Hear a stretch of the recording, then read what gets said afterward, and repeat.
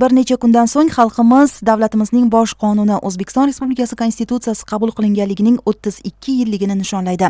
2024-yil 17-oktyabrda O'zbekiston Respublikasi Konstitutsiyasi kuni bayramiga tayyorgarlik ko'rish va uni o'tkazish to'g'risida O'zbekiston Respublikasi Prezidentining farmoyishi qabul qilingan bo'lib, joylarda mazkur farmoyish ijrosini ta'minlash maqsadida Konstitutsiya baxtimiz poydevori, Konstitutsiya davlatimiz kafolati mavzusida turli ma'rifiy uchrashuvlar tashkil etilmoqda.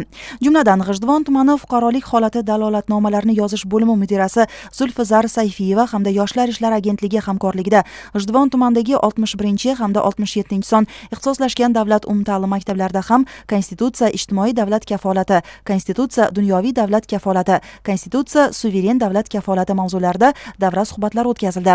Tadbirlar davomida yangi tahrirdagi Konstitutsiya moddalari haqida yoshlarga batafsil tushuntirishlar berildi. Konstitutsiyada ko'rsatilgan prinsiplarning inson hayotidagi o'rni va har bir norma inson manfaatlariga xizmat qilishi lozimligi alohida ta'kidlandi.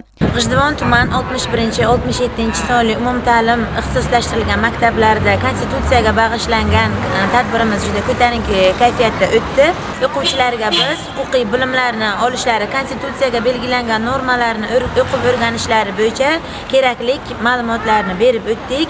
Jamiyatda o'zlarini o'rinlariga ega bo'lishlari borasida va hamda huquqiy ong va madaniyatlarni yuksaltirish borasida Konstitutsiya o'zining alohida o'rniga ega. Jamiyatda yoshlarning huquqiy ongi va madaniyatini yuksaltirish yo'lida amalga oshirilayotgan bu kabi islohotlar haqida ham to'liq ma'lumotlar berildi. Tadbir ishtirokchilariga Konstitutsiyaga oid flyer va bukletlar tarqatildi. Bu kabi tadbirlar yoshlarda huquqiy bilim va madaniyatni rivojlantirishga xizmat qilishi bilan ahamiyatli.